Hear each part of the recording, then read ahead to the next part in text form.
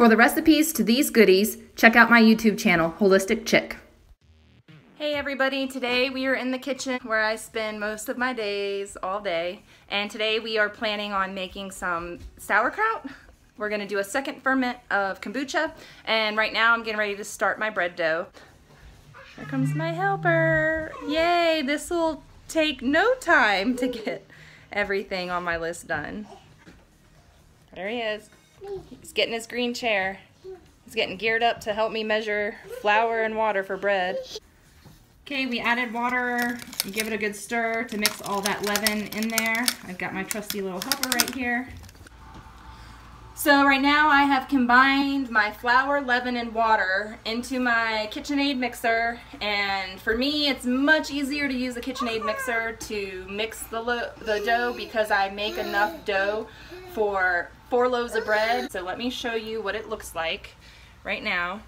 I just get it mixed up into a shaggy dough, and then I let it sit and rest for a little while. In this bowl, I'm going to cover it up with a wet cloth just so it stays nice. And we're going to come back in about a half hour, and we're going to add the salted water to continue making our dough. So it is now 11:30, and I'm just now getting my dough all mixed up. I had to get the kids occupied with something else to do, just so that they would be out of the kitchen and out of my hair. But let me show you how well that went.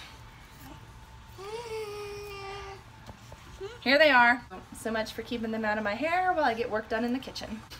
The next step is I have to get everything cleaned up from the start of my bread dough, because flour will cross-contaminate the kombucha and it will make it grow stuff on top of it, and it'll ruin my SCOBY.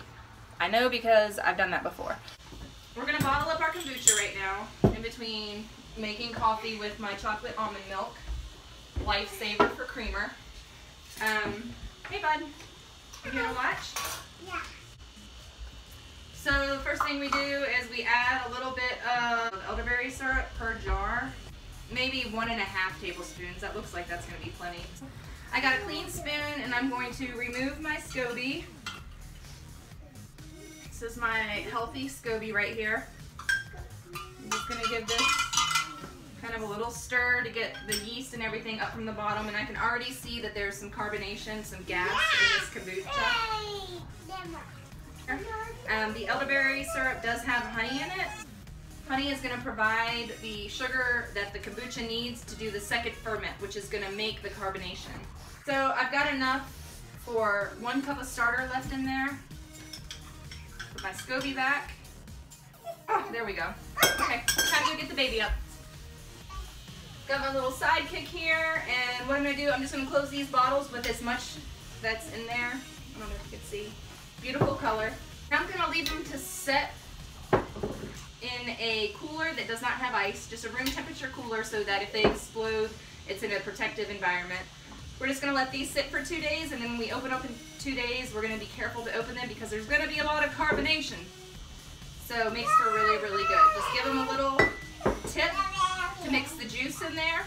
And you don't have to use elderberry syrup. You can pretty much use any juice that you want to. You can even put fruit in there. I'm going to set this aside until I can brew more tea to add to it. I need to brew more sweet tea.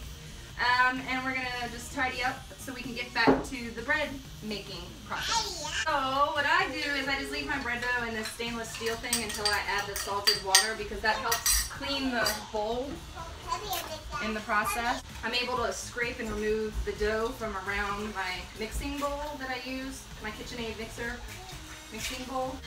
Alright, with clean hands, I swish, swish, swish the bread dough. Alright, there we go. So I gave it the old swisherooski, and then this sits for another 30 minutes to a half hour. And I just drape my bowl with a wet cloth. There we go. And now I'm gonna start making sauerkraut. Alright, next project.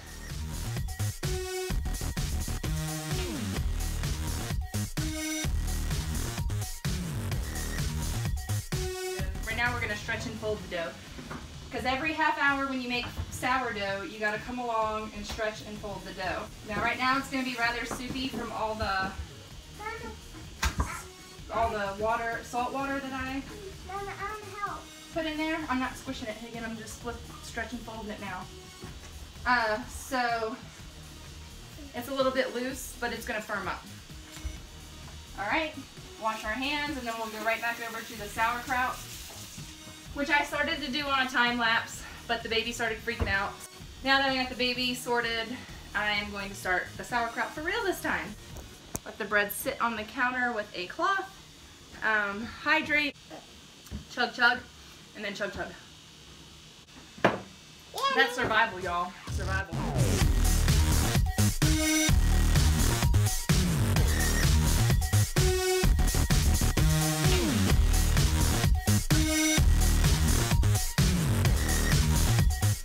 All the cabbage and carrots. I've shredded it all up into itty bitty bits, and then I'm gonna add a tablespoon of Himalayan pink sea salt. Just salt it and then mix it up really good, and the salt is gonna start to draw the moisture out of the cabbage. I'm also gonna make some purple sauerkraut. So we're just gonna let this sit for a few minutes and pull out all the juices, and then we're gonna pack it into the half-gallon mason jar.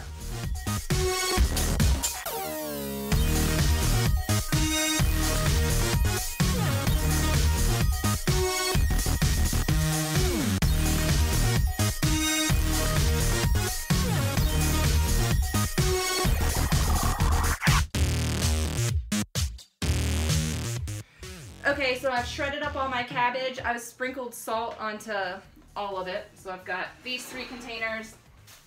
And then I need to mix up my purple still, but I'm gonna add some caraway seeds, and I just do like a teaspoon to each one. I do a little bit less than a teaspoon because it's really strong to me.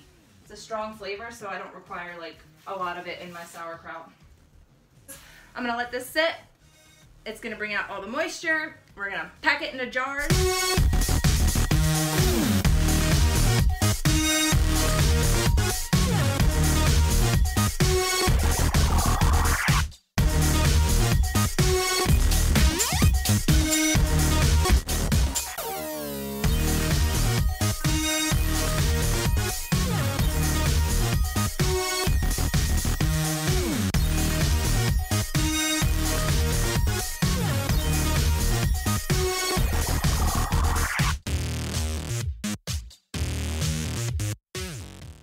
Next, I'm shaping up my loaves for sourdough bowls.